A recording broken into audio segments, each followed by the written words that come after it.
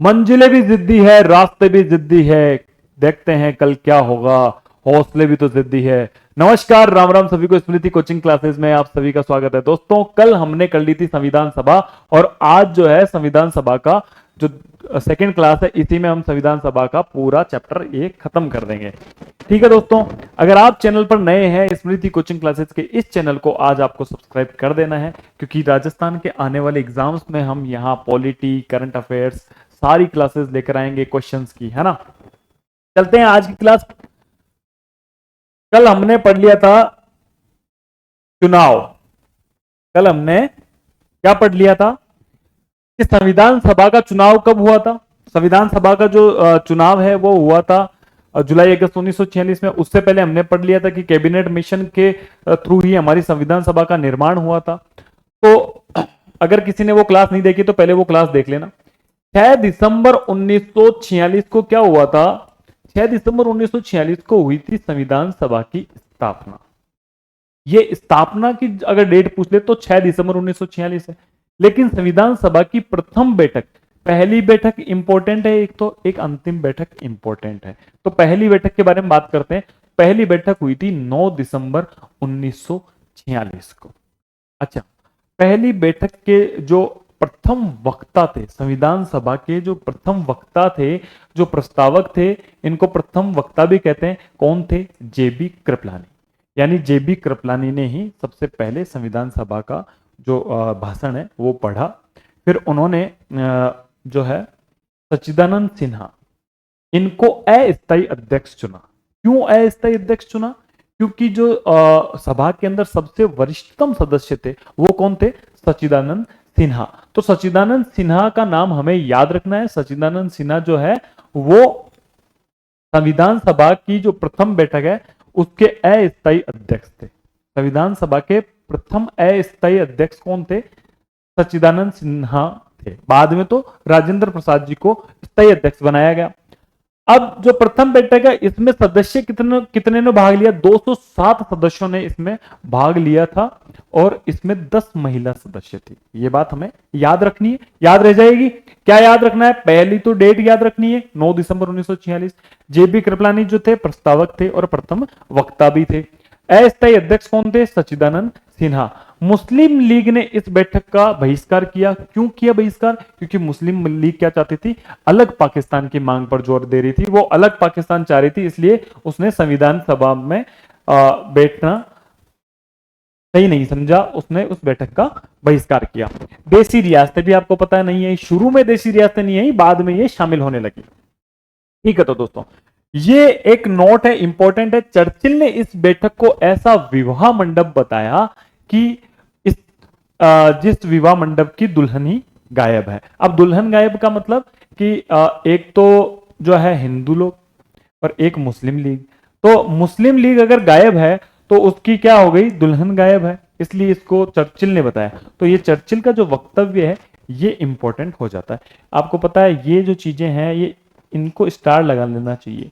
ये आपके कथन में आ जाती है, ये आपके सवाल के अंदर स्टेटमेंट बन के आ जाती है, जिनमें ये सही है या नहीं है, किसने कहा था। अब यहां पर चर्चिल की जगह गाडविन ऑस्टीन लिख दे, कोई और नाम लिख दे, हम तो कंफ्यूज हो जाएंगे ना। हमें याद रखना है कि किसने कहा था ये बात। तो चर्चिल ने ये बात कही थी। अब जो है संविधान सभा की हम 11 दिसंबर वाली बैठक की बात करते हैं। देखो, तीन चीज याद रखनी है, 9, 11 और 13। 9, 11, 13 ये इंपॉर्टेंट है। 9 को पहली बैठक हुई थी, इसके अंदर जो अध्यक्ष बने थे ये पता ही है। 11 इसलिए इंपॉर्टेंट है क्योंकि इसमें स्थायी अध्यक्ष बने थे, और स्थायी अध्यक्ष कौन बने थे? डॉक्टर राजेंद्र प्रसाद। डॉक्टर राजेंद्र प्रसाद क्या बने थे? स्थायी अध्यक्ष बने थे।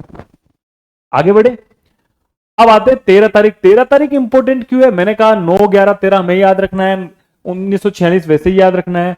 दिसंबर के अंदर हुई थी तारीख 9 और 11 और 13, ये इंपॉर्टेंट बन जाती है। अब 13 दिसंबर को क्या हुआ था? जवाहरलाल नेहरू ने उद्देश्य प्रस्ताव क्या किया था? प्रस्तुत किया था सभा के सामने, सभा पटल पर उन्होंने उद्देश्य प्रस्ताव रखा था। ये उद्देश्य प्रस्ताव क्या था? ये उद्देश्य जो प्रस्ताव है ये था कि भारत का जो संविधान है वो किस तरीके का होगा, भारत आगे जो है किस तरीके से शासन करेगा, इसमें जो है हमारी प्रस्तावना की झलक पड़ती है। जैसे इसमें कहा गया था कि भारत के जो सभी नागरिक हैं उनको मौलिक अधिकार दिए जाएंगे, उनको राजनीतिक, सामाजिक, आर्थिक, न्याय के अधिकार मिलेंगे, उनको विचार, अभिव्यक्ति, धर्म, उपासना, इसकी स्वतंत्रता मिलेगी, है ना। हमारा जो देश है वो राष्ट्रमंडल और जिससे भी चाहे गठबंधन करेगा।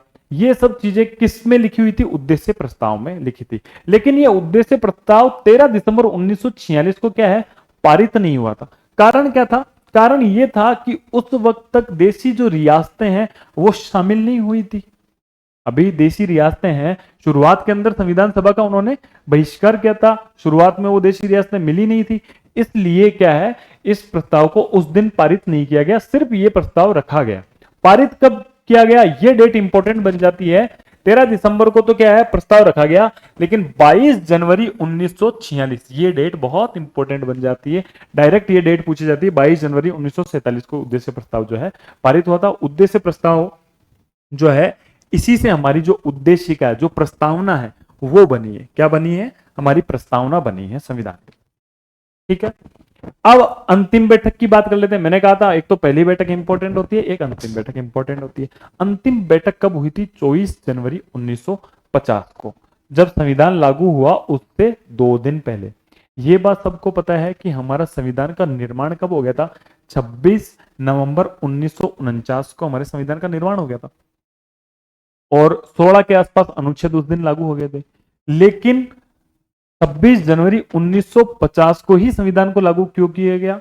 तो इसका बैक में एक कारण है कि 26 जनवरी 1930 को कांग्रेस के लाहौर अधिवेशन में, किसमें? लाहौर अधिवेशन में पूर्ण स्वराज्य दिवस मनाया था। क्या बनाया था? पूर्ण स्वराज्य दिवस। क्या बनाया था? पूर्ण स्वराज्य दिवस हमने बनाया था कि हमें पूर्ण स्वतंत्रता इस दिन मिल गई। एक सांकेतिक रूप से उन्होंने बनाया था। तो इसकी हिस्ट्री यही है, इसीलिए जो है 26 जनवरी 1950 को ये संविधान लागू किया गया, जबकि बन तो कब गया था? 26 नवंबर 1949 को ही बन गया था, बन के तैयार हो गया था। ठीक है भाई, 24 जनवरी 1950 की डेट इसलिए इंपॉर्टेंट है क्योंकि ये 2 दिन पहले थी और ये अंतिम बैठक थी। इस दिन जो है 284 सदस्य आए। कितने आए? प्रथम में 207 आए, लास्ट के अंदर कितने आए? 284 सदस्यों ने इस पर हस्ताक्षर किए, जिसमें से 8 महिलाएं थी। महिलाएं कितनी थी? 8 महिलाओं ने भी हस्ताक्षर किया। सबसे पहले जो हस्ताक्षर किए वो डॉक्टर राजेंद्र प्रसाद ने किए और सबसे अंत में किए थे फिरोज गांधी ने। सबसे अंत में किसने किए थे? फिरोज गांधी ने। ये याद रखने। अच्छा, एक बात इंपॉर्टेंट और हो जाती है, कई कई जगह ये लिखा हुआ है कि सबसे पहले जो हस्ताक्षर है वो किए थे जवाहरलाल नेहरू ने। अच्छा, इसकी कहानी क्या है मैं आपको ये भी बता देता हूं।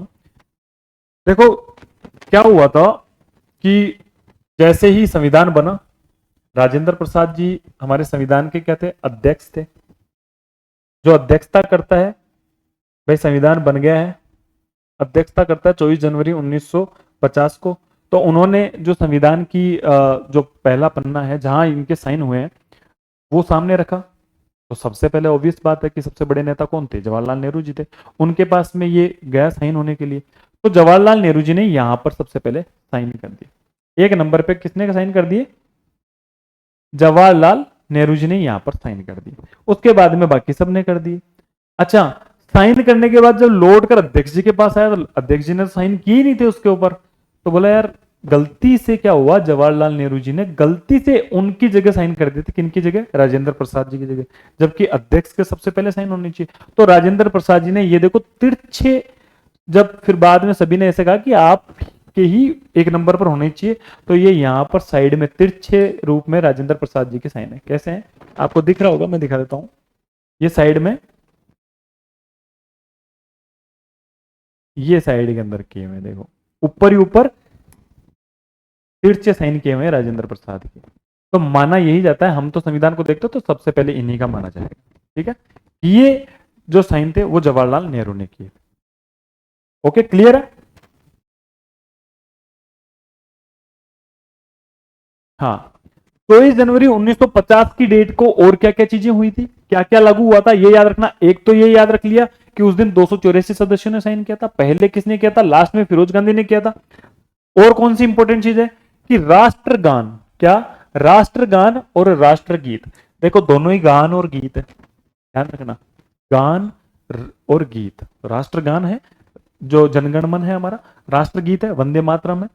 ये दोनों लागू कब, इनको कब अपनाया गया था, इनको भी 24 जनवरी 1950 को ही अपनाया गया था।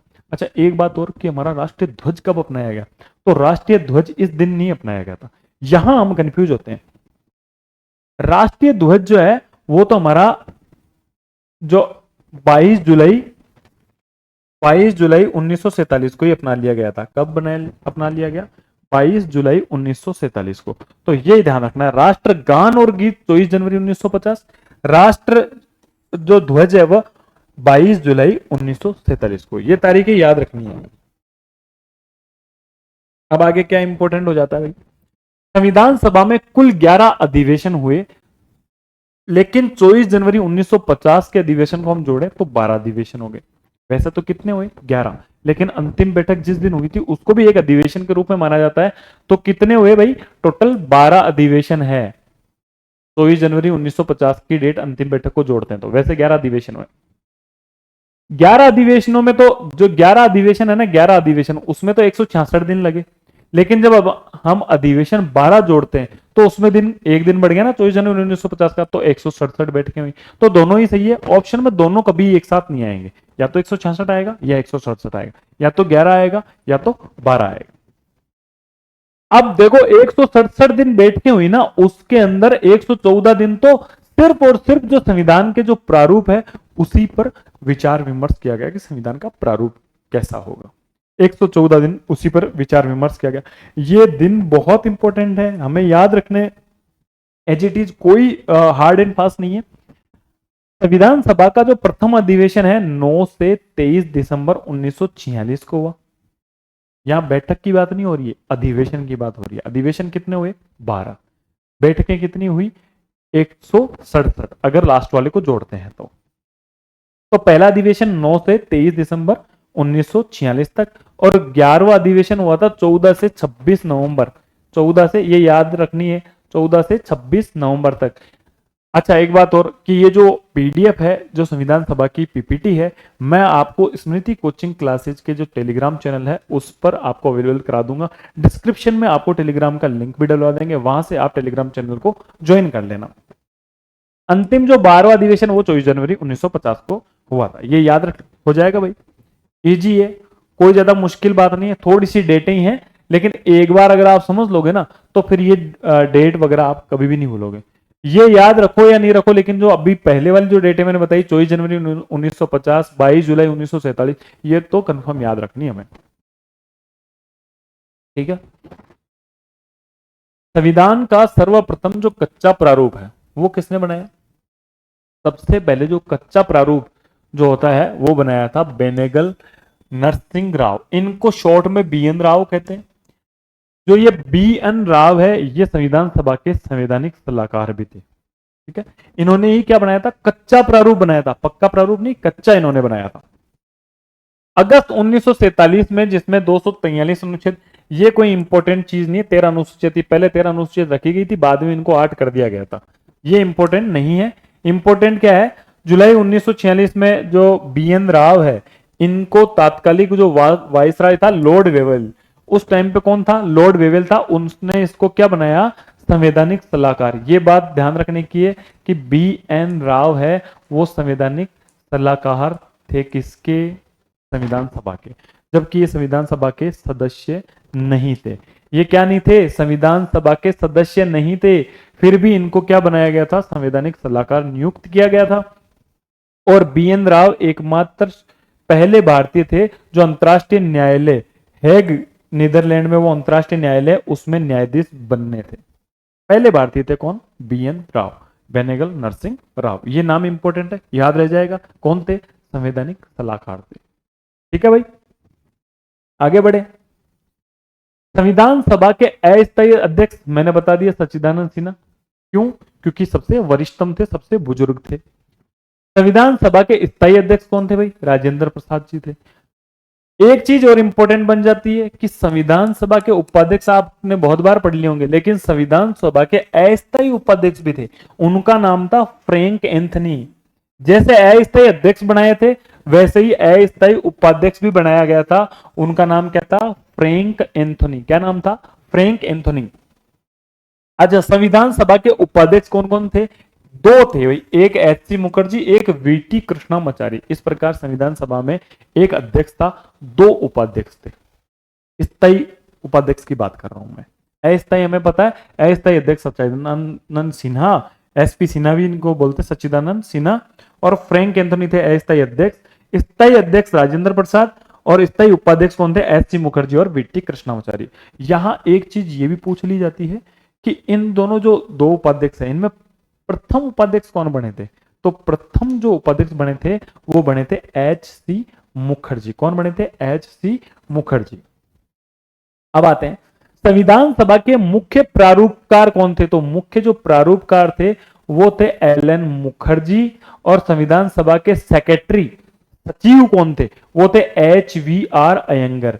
ये उस वक्त के एक तरीके से आईएएस अधिकारी थे। उस वक्त एक तरीके से ये आईसीएस अधिकारी थे, आईएएस अधिकारी थे। क्या नाम है इनका? एच.वी.आर. अयंगर। और इन्हीं को क्या बनाया गया था? सभा का सेक्रेटरी, सचिव बनाया गया था। मुख्य प्रारूपकार कौन थे? एल.एन. मुखर्जी। ये नाम याद रखने क्योंकि इंपॉर्टेंट है, बहुत इंपॉर्टेंट है ये चीजें। संवैधानिक सलाहकार बी.एन. राव, अभी बता ही दिया था, लेकिन ये संविधान सभा के सदस्य नहीं थे। संविधान निर्मात्री सभा के अध्यक्ष डॉक्टर राजेंद्र प्रसाद। यहां तक क्लियर है भाई? आगे बढ़े। अब आते हैं संविधान सभा की समितियां। अब कुल मिला के टोटल 22 समितियां थी। 8 जो है बड़ी समितियां थी, बाकी छोटी मोटी समितियां थी। ठीक है, तो सबसे पहले बड़ी समितियां देख लेते हैं, इनके अध्यक्ष देख लेते हैं। बड़ी समितियां कौन कौन सी थी? संघीय संविधान समिति। देखो, संघ आ गया भाई, जहां सेंट्रल की चीज हो गई, संघ आ गया। संघीय संविधान समिति, तो यहां पंडित जवाहरलाल नेहरू।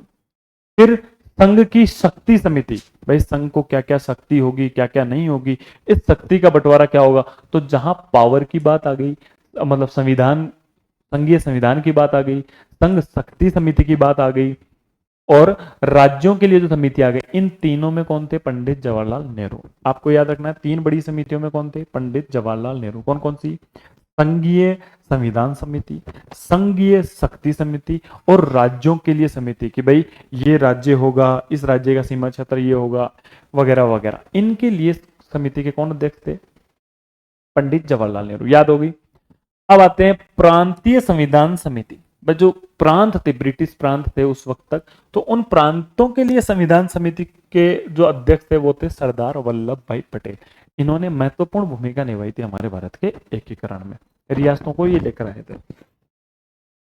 मौलिक अधिकारों, अल्पसंख्यकों एवं जनजातीय क्षेत्रों के लिए समिति, इनके भी कौन थे? सरदार वल्लभ भाई पटेल। इंपॉर्टेंट है ये चीज। ये इंपॉर्टेंट इसलिए है, 5वीं जो समिति इंपॉर्टेंट बन जाती है। क्यों बन जाती है भाई इंपॉर्टेंट? इंपॉर्टेंट इसलिए बन जाती है क्योंकि इस समिति की ये 3 उप समितियां भी है। यहां से भी सवाल बनता है। कौन कौन सी है भाई? एक तो मौलिक अधिकार उप समिति। मौलिक अधिकार के अंदर कौन आता है? तो जेबी कृपलानी। कौन आता है? जेबी कृपलानी जो है वो मौलिक अधिकार समिति में आते हैं। अल्पसंख्यकों की उप समिति है, तो अल्पसंख्यक से ए से अल्पसंख्यक और ए से एच.सी. मुखर्जी। ऐसे याद रख लोगे। उत्तर पूर्वी सीमांत जनजातीय क्षेत्र जो कि असम को छोड़कर है, तो उसके लिए गोपीनाथ बरदोई। आपको कुल मिलाकर ये 15-20 नाम याद करने, इन समितियों से एक सवाल बनता ही बनता है। एक आ गया प्रक्रिया नियम समिति। अब संविधान सभा के जो अध्यक्ष है वही तो नियम बनाएंगे, तो प्रक्रिया नियम समिति के अध्यक्ष कौन थे भैया? डॉक्टर राजेंद्र प्रसाद। अच्छा, अध्यक्ष है वही तो सभा को चलाएगा, तो संचालन समिति का भी अध्यक्ष कौन था? डॉक्टर राजेंद्र प्रसाद। और आपको पता ही होगा कि प्रारूप समिति, जो संविधान की प्रारूप समिति बहुत इंपॉर्टेंट समिति है, इसके अध्यक्ष कौन थे? डॉक्टर भीमराव अंबेडकर, जिनको आधुनिक भारत के मनु की भी संज्ञा दी गई है, और डॉक्टर भीमराव अंबेडकर का योगदान आपको भली भांति पता है। तो याद हो गया भाई, 3 समितियों में कौन है, पंडित जवाहरलाल नेहरू। कौन कौन सी, एक तो भाई शक्ति जहां आ गई, जहां पावर आ गई, संघीय शक्ति समिति, संघीय संविधान समिति और राज्यों के लिए समिति। राज्यों के लिए दे दी जवाहरलाल नेहरू को, प्रांतों के लिए समिति को किसको दे दी, सरदार वल्लभ भाई पटेल को। और जो सबसे बड़ी समिति है, जो मौलिक अधिकार अल्पसंख्यक एवं जनजातीय क्षेत्र, इसकी मेन समिति के अध्यक्ष तो किसको बना दिया, वल्लभ भाई पटेल को। इसकी 3 उप समितियां हैं, जिसमें मौलिक अधिकार तो जे.बी. कृपलानी को दे दिया, फिर एच.सी. मुखर्जी को दे दिया, उत्तर पूर्व सीमांत ये किसको दे दिया, गोपीनाथ बरदलोई को। मैंने बता दिया नियम और संचालन कौन करेगा, अध्यक्ष करेगा। अध्यक्ष कौन, डॉक्टर राजेंद्र प्रसाद, और प्रारूप भीमराव अम्बेडकर। हो गई भाई क्लियर। ऐसे याद ही करना है, हमारा तो काम ही याद करना है। आती है छोटी समितियां और उसके अध्यक्ष। ये 13-14 जो है छोटी समितियां हैं। हम छोटी समितियां पढ़े तो कार्य संचालन, देखो वहां बड़ी समितियों में नाम था संचालन, यहां है कार्य संचालन। कैसे कार्य, कैसे के.एम. मुंशी, कार्य संचालन के.एम. मुंशी। याद हो गया। संविधान सभा के कार्यों से संबंधित समिति, देखो एक तो कार्य का संचालन और एक कार्य क्या क्या होंगे, कार्यों से संबंधित जो समिति थी उसके थे जी.वी. मावलंकर। कौन थे, जी.वी. मावलंकर। सदन समिति, सदन समिति बी पट्टाभी सितार मैया। नाम थोड़े से अटपटे हैं लेकिन हमें तो याद रखने ही पड़ेंगे। सदन समिति बी पट्टाभी सितार मैया। राष्ट्र ध्वज से संबंधित, देखो राष्ट्र ध्वज हो गई, वित्त एवं कर्मचारी हो गई, संचालन हो गई, प्रक्रिया नियम हो गई। इन समितियों में कौन थे, राजेंद्र प्रसाद थे। आगे प्रत्यायक या क्रेडेंशियल जो समिति थी उसमें थे, क्रेडेंशियल में जो थी अल्लादी कृष्ण स्वामी अय्यर। ठीक है। सर्वोच्च न्यायालय के लिए तदर्थ समिति थी, उसमें थे एस वरदाचारी। कौन थे, एस वरदाचारी थे सर्वोच्च न्यायालय के लिए। सुप्रीम कोर्ट के लिए जो एडहॉक समिति उस वक्त बनाई गई थी उसके थे एस वरदाचारी। आयुक्तों के यानी जो कमिश्नर्स है उनके प्रांतों के लिए जो समिति थी उसमें भी कौन थे, बी पट्टाभी सितार मैया। जैसे दो नाम जिसके होना, जो दो के अध्यक्ष हो उनको एक साथ कॉमन करके आप पढ़ लेना। जैसे बी पट्टाभी सितार मैया एक तो सदन और आयुक्तों के प्रांतों के लिए थे। संघीय संविधान के लिए वित्तीय प्रावधानों से संबंधित समिति, उसमें नलिनी रंजन सरकार, ये भी संविधान सभा की जो है सदस्य नहीं थी। बासाई प्रांत के लिए, तो बासाई प्रांत के लिए एस के डार। आप इन्हें कोई ट्रिक से याद कर लो, लिख के याद कर लो, बोल के याद कर लो, लेकिन ये याद तो करना ही पड़ेगा हमें। प्रेस दीर्घा में तो उषा नाथ सेन थी। प्रेस दीर्घा में ऐसे ही नागरिकता पर जो है एस वरदाचारी 2 पे आ गया। एक तो एस वरदाचारी किस पे आ गया, सुप्रीम कोर्ट पे आ गए। एक किस पे आ गए, नागरिकता। अब सुप्रीम कोर्ट और नागरिकता को लिंक कर लो भाई, सुप्रीम कोर्ट और नागरिकता जो है एक ही चीज देते हैं, सुप्रीम कोर्ट ही नागरिकता देता है, नागरिकता की सुरक्षा करता है। तो दोनों का कौन था, एस वरदाचारी। प्रारूप संविधान की जांच के लिए, हाँ यहां जो है जवाहरलाल नेहरू इन छोटी समितियों में थे। तो जवाहरलाल नेहरू कुल 4 समितियों में थे, बता दी थी मैंने पहले। यहां प्रारूप संविधान, जो संविधान का जो प्रारूप होगा उसकी जांच की भी एक समिति थी कि भाई इसकी ये सही है या नहीं है। तो उसके कौन थे, अध्यक्ष जवाहरलाल नेहरू। यहां ये समितियां हो गई। अब आते हैं इंपॉर्टेंट, लगा लो इस समिति को, इसको डिटेल में पढ़ेंगे प्रारूप समिति को। प्रारूप समिति जो है 29 अगस्त 1947 को दोस्तों इसका गठन हुआ था। प्रारूप समिति का किसका हुआ था, प्रारूप समिति का गठन कब हुआ था, 29 अगस्त 1947 को। इसे ड्राफ्ट कमेटी भी बोल दो, पांडुलेखन बोल दो, मसौदा बोल दो, यानी पूरा ड्राफ्टिंग जो है उसकी एक कमेटी थी। सदस्य कितने थे, इसके सदस्य तो इंपॉर्टेंट है ही है, इसके अध्यक्ष और सदस्य बहुत इंपॉर्टेंट है, बहुत बारी ये सवाल आ चुके हैं। टोटल सदस्य थे 7। कितने थे, 7। किस सहित, अध्यक्ष सहित 7 थे। डॉक्टर भीमराव अंबेडकर तो थे अध्यक्ष, चुने गए थे यानी निर्वाचित थे। सैयद मोहम्मद सादुल्ला ये भी निर्वाचित थे। अल्लादी कृष्ण स्वामी अय्यर ये भी निर्वाचित थे। एन गोपाला स्वामी अयंगर, के.एम. मुंशी, बी.एल. मित्तर। देखो यहां ये 2 इंपॉर्टेंट और हो जाते हैं। क्यों, जो ये बी.एल. मित्तर थे इन्होंने क्या है स्वास्थ्य कारणों से त्यागपत्र दे दिया था, उनकी जगह एन माधव राव आए। ये याद रखना आप, ये याद रखना है। शुरुआत के अंदर बीएल मित्र को बनाया गया था। अब जो बीएल मित्र है इनकी तबीयत वगैरह खराब रहने लगी, तो इन्होंने कह दिया भाई मैं इस समिति में जो है सदस्य नहीं रह सकता, काम नहीं कर पाऊंगा, तो आप किसी और को बना दीजिए। तो बीएल मित्र जो है इन्होंने त्यागपत्र दे दिया। 6 और 7 नंबर के सदस्यों को ध्यान रखना, उन्होंने त्यागपत्र दे दिया, तो इनकी जगह किसने ली? एन माधव राव ने। यहां से सवाल निकलता है, एक सवाल यहां से बनता है कि डीपी खेतान जी, इनकी क्या है कि 1947 में ये बनी, 1948 में डीपी खेतान जी की मृत्यु हो गई। तो अब इनकी जगह किसने ली? तो डीपी खेतान की जो जगह है टीटी कृष्णामाचारी ने ली। किसने ली? टीटी कृष्णामाचारी ने। किसकी जगह ली? डीपी खेतान की। और एन माधवराव ने किसकी जगह ली? बीएल मित्र की। बाकी कौन थे? एक जो है इसके अंदर मुस्लिम सदस्य एक मात्र कौन थे? सैयद मोहम्मद सादुल्ला। फिर बाद में कौन थे? अल्लादी कृष्ण स्वामी अय्यर, एन गोपाला स्वामी अयंगर, के एम मुंशी, बीएल मित्र, डीपी खेतान, एन माधव राव और कृष्णामाचारी, टीटी कृष्णामाचारी। ऐसे करके ये 7 सदस्य हैं। हमें इनके नाम इंपॉर्टेंट है, याद रखने। आगे बढ़े। प्रारूप समिति का जो गठन है ये सत्यनारायण सिन्हा, कौन? सत्यनारायण सिन्हा के प्रस्ताव पर ये किया गया था। प्रारूप समिति को संविधान को प्रारूप तैयार करने में सबसे ज्यादा इसको प्रारूप तैयार करने में समय लगा, लगभग 6 महीने का समय लगा था। इसीलिए क्या है, नजीरुद्दीन अहमद, इनका नाम इंपॉर्टेंट याद रखना होता है क्योंकि इन्होंने आलोचना की थी। नजीरुद्दीन अहमद ने क्या कहा था? अपवहन समिति, यानी ड्राफ्टिंग कमेटी नहीं है ये, तो ड्रिफ्टिंग कमेटी है, यानी कि समय का क्या किया है? अपवहन किया है, समय का क्या किया है? दुरुपयोग किया है। प्रारूप समिति जो है इसने संविधान का अंतिम प्रारूप 4 नवंबर 1948 को प्रस्तुत कर दिया था।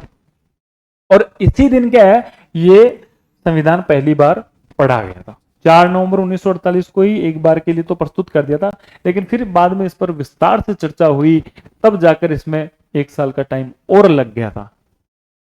30 अगस्त 1947 को भीमराव अंबेडकर जो है प्रारूप समिति के अध्यक्ष चुने गए थे। ठीक है दोस्तों, आगे बढ़े। आगे करते हैं संविधान का अंगीकरण। अब वो डेट आ गई जिस डेट को संविधान क्या हो गया? बन के तैयार हो गया। अब हमें इसको अंगीकृत करना था, अधिनियमित करना था। तो 26 नवंबर 1949 वो तारीख थी जिस दिन ये संविधान बनकर तैयार हो गया था। 26 नवंबर 1949 मिति मार्गशीर्ष शुक्ल सप्तमी विक्रम संवत 2006 को अंगीकृत, अधिनियमित, आत्मार्पित, ये तीनों शब्द इंपॉर्टेंट है। आजकल आरपीसी के ट्रेंड को देखते हुए शब्दों का बड़ा महत्व हो गया। अंगीकृत, अधिनियमित और आत्मार्पित कब किया गया? 26 नवंबर 1949 को, क्योंकि इस दिन संविधान बनकर तैयार हो गया था। दूसरी लाइन, 26 नवंबर 1949 को संविधान के कितने अनुच्छेद लागू हुए? 16 अनुच्छेद प्रभावी हो गए। कितने हो गए? 16 अनुच्छेद। भाई हमने ये डिसाइड कर लिया कि जो संविधान लागू है वो करेंगे 26 जनवरी 1950 को। क्यों? क्योंकि इस हिस्ट्री मैंने आपको बता दी, लाहौर अधिवेशन, पूर्ण स्वराज्य दिवस। लेकिन संविधान के कुछ इंपॉर्टेंट जो बोलते हैं, क्या बोलते हैं, आर्टिकल्स, जैसे नागरिकता से संबंधित अधिकार, अब देश को चलाने के लिए कुछ जो अनुच्छेद है वो तो लागू करने पड़ेंगे, कुछ आर्टिकल तो लागू करने पड़ेंगे। तो इसके अंदर टोटल 16 अनुच्छेद थे। और ये जो बात है ना, ये कि 16 अनुच्छेद आज से ही लागू होंगे, 26 नवंबर 1949 से ही लागू होंगे, कौन से अनुच्छेद में लिखी हुई है? 394 में। किसमें? 394 में। तो 15 तो ये आर्टिकल है, एक खुद हो गया 394। ऐसे करके टोटल कितने हो गए? 16। कौन कौन से हो गए? 5, 6, 7, 8, 9, ये तो हो गए नागरिकता से संबंधित। 60, 324, 366, 367, 379, 80, 88, 91, 92, 93 के साथ प्रवर्त होंगे। और जो शेष है वो कब होंगे? 26 जनवरी 1950 को। याद रखने कितने? 16 उस दिन लागू हो गए थे। ये बात किस में लिखी हुई है? 394। संविधान दिवस कब मनाया जाता है? ये भी बात ध्यान में रखने की है। अब हम कहते हैं कि संविधान दिवस 26 जनवरी को मनाया जाता है। नहीं नहीं नहीं नहीं नहीं, 26 जनवरी को तो गणतंत्र दिवस मनाया जाता है। उस दिन तो संविधान लागू हुआ था। लेकिन संविधान दिवस कब मनाया जाता है? 26 नवंबर को, क्योंकि संविधान इसी दिन बना था। अब उद्देश्य हमें पता ही है, नागरिकों के बीच संवैधानिक मूल्यों को संवर्धित करना यानी बढ़ाना। नॉट इंपोर्टेंट लगा लो। नॉट इंपोर्टेंट इसलिए बन जाता है कि संविधान दिवस जो है सबसे पहले कब बनाया गया था? 2015 में बनाया गया था। 26 नवंबर 2015 को पहली बार बनाया गया था और 2015 से इसकी शुरुआत हुई थी, क्योंकि इस वर्ष जो है संविधान निर्माता डॉक्टर अंबेडकर की 125वीं जयंती थी। आगे बढ़े। संविधान पूर्ण रूप से लागू होना, हमने 26 नवंबर 1949 को जो है बना दिया था, 16 अनुच्छेद लागू कर दिए थे। अब हमें इसको पूर्ण रूप से कब लागू करा? तो 26 जनवरी 1950 को हमारा संविधान पूर्ण से लागू हुआ। जब ये मूल संविधान लागू हुआ तो ये लाइन हमारे लिए बहुत इंपॉर्टेंट होती है कि उस टाइम पर जब मूल संविधान था उसमें कितने तो भाग थे? तो 22 तो भाग थे, 8 अनुसूचियां थी और 395 अनुच्छेद। कितने? 22 भाग, 8 अनुसूचियां और 395 अनुच्छेद। लेकिन वर्तमान में कितने? 25 भाग, 12 अनुसूचियां और 468 अनुच्छेद। ये आपको ध्यान रखना है। अगर पूछे कि मूल संविधान में कितने थे तो बताना ऊपर वाला 22 भाग। अगर पूछे कि वर्तमान में कितने, तब 25 भाग, 12 अनुसूची और 468 अनुच्छेद। आर्टिकल। संविधान का निर्माण 3 प्रतिलिपियों में हुआ। पहली बात अंग्रेजी में, मैंने कल ही बताया था आपको। पहला अंग्रेजी में हुआ था प्रेम बिहारी नारायण रायजादा के द्वारा। फिर मैंने कहा भाई हिंदी में करवाना तो वेद जी को लाओ, तो बसंत कृष्ण वैद्य ने हिंदी में लिखा था। और एक जो है चित्रात्मक प्रतिलिपि हुई थी जिसको चित्रों से सजाया गया था, जो कि नंदलाल बोस और राम मनोहर बिन्हा ने जो किया था। नोट, हमारा जो संविधान बनकर तैयार हो गया 26 जनवरी 1949 को, लेकिन लागू हुआ 1950 को। ये इंपॉर्टेंट लाइन थी। यहां सबसे इंपॉर्टेंट ये चीज बन जाती है। ठीक है, आगे बढ़े। संविधान सभा जो है 2 प्रकार के कार्य करती थी उस वक्त तक जब संविधान सभा का मतलब निर्माण हुआ था। तब तक देश में कोई ऐसी सरकार नहीं चल रही थी। हमें पता है आम चुनाव 1952 में हुए थे। तो उससे पहले संविधान का क्या काम होता था? संविधान का निर्माण करना, प्लस में विधानमंडल के रूप में शासन व्यवस्था को संचालित करना, जैसे कि भी कानून भी बनाना देश को चलाने के लिए, और संविधान का भी निर्माण करना। 2 रूपों में कार्य करता। 2 सितंबर 1946 से 15 अगस्त 1947 तक अंतरिम सरकार ने कार्य किया। मैंने बताया था आपको कि अंतरिम सरकार बनी थी 2 सितंबर 1946 को, जिसमें जो उपाध्यक्ष थे भारत किसके वाइसराय के जो उपाध्यक्ष थे, कौन? जवाहरलाल नेहरू थे। वहां गृह मंत्रालय किसको दिया था? सरदार वल्लभ भाई पटेल को दिया था। विदेश मामले दिए थे जवाहरलाल नेहरू को दिए थे। वो अंतरिम सरकार जो है 15 अगस्त 1947 को क्या हो गई? विघटित हो गई। अब उसके बाद में भी तो देश का शासन चलेगा, तो उसके बाद में जब देश का शासन है वो किसने चलाया? लागू होने तक संविधान सभा ने दोनों कामों में किया। देश का शासन भी चलाती थी और संविधान का निर्माण भी करती थी। तो 16 अगस्त 1947 से 26 जनवरी 1950 तक संविधान सभा ने कार्य किया। 1935 के एक्ट के तहत, 1935 का जो एक्ट था उसके तहत उसने क्या किया? शासन व्यवस्था संचालित की। 26 जनवरी 1950 से अप्रैल 1952 तक संविधान सभा ने अंतरिम संसद के रूप में भी कार्य किया। ये तारीखें इंपॉर्टेंट है। अंतरिम संसद मतलब संसद जो कानून बनाने का काम करती है। कब से कब तक किया? 26 जनवरी 1950 को जब लागू हो गया। और अब भाई लागू तो हो गया, लेकिन चुनाव कहां हुए? तो चुनाव नहीं हुए तो संसद तो बनेगी। संसद के बिना कानून नहीं होंगे, व्यवस्था नहीं होगी कि प्रधानमंत्री कौन होगा, मंत्री कितने होंगे, मंत्रिमंडल क्या होगा, उसका प्रारूप क्या होगा। तो उसके लिए 26 जनवरी 1950 से 1952 का जो चुनाव था, अप्रैल 1952 तक, इसने किस रूप में काम किया था? अंतरिम संसद के रूप में संविधान सभा ने काम किया था। ये इंपॉर्टेंट लाइंस है, इंपॉर्टेंट डेट्स है, जो मैं यहां पर पढ़ा रहा हूं ना, ये बहुत ही इंपॉर्टेंट है। अब लास्ट जो है, मैं आपका ये स्मृति एग्जाम पॉइंट्स बता देता हूं। इसमें सारा क्रक्स है, सारा जो इतनी देर तक हम पढ़े उसका पूरा का पूरा निचोड़ इसके अंदर है। संविधान निर्माण में कितना समय लगा? 2-11-18। कितना? 2-11-18, 2 वर्ष 11 माह 18 दिन। याद रह जाएगा भाई। संविधान सभा जो है 3 साल 1 माह 16 दिन तक अस्तित्व में रही। यहां क्या बात कर रहे हैं? शब्दों पर गौर फरमाइएगा। जब संविधान सभा की बात करें तो 3 साल 1 माह और 16 दिन तक वो अस्तित्व में रही थी, जब से वो बनी थी। लेकिन संविधान निर्माण में, जो हमारा संविधान है उसका निर्माण होने में 2/11/18 लगा। 9 दिसंबर 1946 से 24 जनवरी 1950 तक ये रही, 3 साल इसमें लग गए।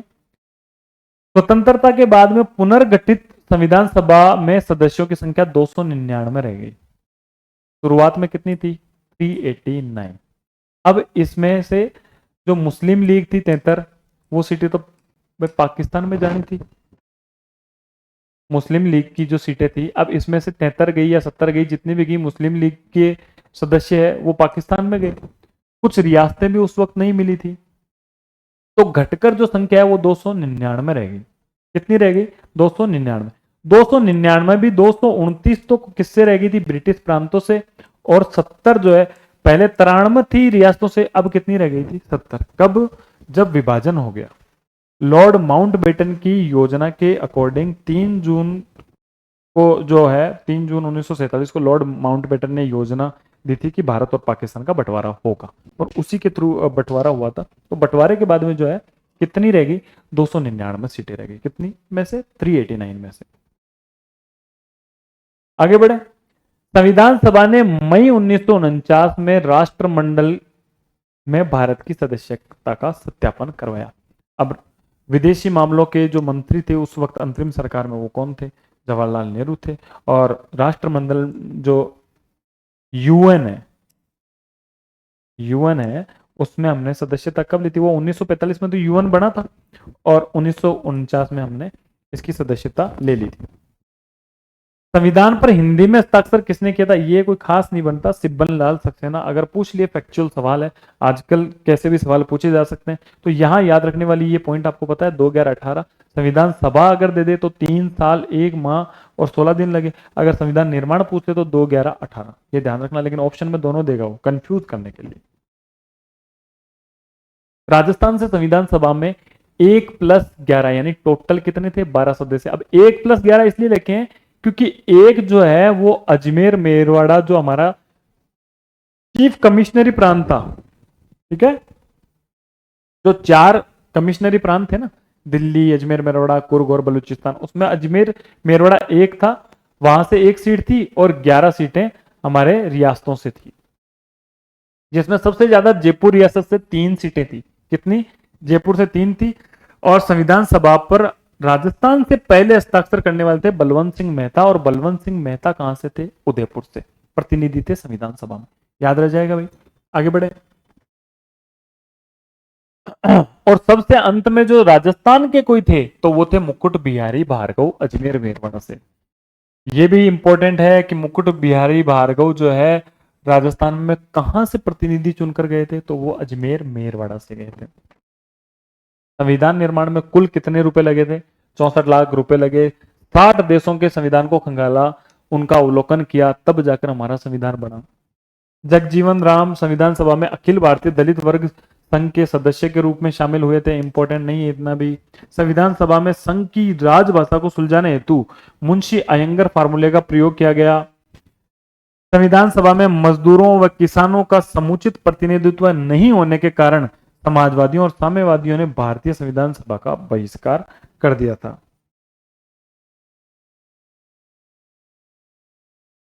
लो भाई, अब आते हैं हमारे लास्ट एंड फाइनल, ये हमारी क्लास होने वाली है। भीमराव अंबेडकर के बारे में हम थोड़ा सा जानकारी ले लेते हैं ब्रीफ के अंदर। 14 अप्रैल 1891 को इनका जन्म हुआ था। एमपी में हुआ था, महू में हुआ था। बचपन में इन्होंने बहुत सारे डिस्क्रिमिनेशन देखे थे, पढ़ने के लिए इनको नीचे बैठना पड़ता था। अभी वर्तमान में इन्होंने संविधान का जनक कहा जाता है, संविधान का पिता कहा जाता है, संविधान का निर्माणकर्ता कहा जाता है। इसलिए इनको क्या है, आधुनिक मनु की संज्ञा भी दी गई है। इन्होंने संविधान को पवित्र दस्तावेज कहा। तो कौन से व्यक्ति थे, सवाल क्या बनता है, कौन से व्यक्ति थे जिन्होंने संविधान को पवित्र दस्तावेज कहा? तो वो कौन थे? भीमराव अंबेडकर। याद रह जाएगा। ये स्वतंत्र भारत के प्रथम विधि यानी कानून मंत्री भी थे। जब भारत आजाद हुआ उसके बाद में जब मंत्री बने तो ये कानून मंत्री बने। इन्हें 1990 में मरणोपरांत भारत रत्न भी मिला। भारत रत्न से सम्मानित है, 1990 में मिला था। मरणोपरांत ही मिलता है अधिकतर भारत रत्न। इनकी जयंती 14 अप्रैल को समरसता दिवस के रूप में मनाई जाती है। किस दिवस के रूप में समरसता। तो दोस्तों आज की जो ये क्लास है हमारी संविधान सभा की खत्म हो गई है, ठीक है। अब आपको जो अगर ये पीडीएफ लेनी है तो आप हमारे डिस्क्रिप्शन में जाओ, टेलीग्राम का लिंक वहां प्रोवाइड करवा देंगे और टेलीग्राम पे जाके आप इसको देख लेना, अच्छे से पढ़ लेना, याद कर लेना। एक चीज, पटवार और वीडियो की हम topic wise plus full length test series भी हम लेकर आ गए। कौन सी टेस्ट सीरीज है? Topic wise plus full length.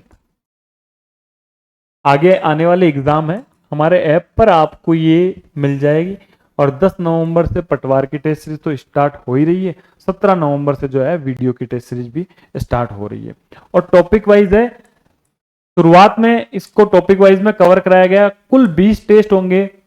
इसमें 9 जो टेस्ट है वो तो होंगे टॉपिक वाइज में, उसमें पूरा आपका सिलेबस कवर हो जाएगा। 3 जो है वो माइनर होंगे इसी पूरे सिलेबस को 3 टेस्टों में, और उसके बाद में 8 आपको फुल लेंथ टेस्ट मिलेंगे।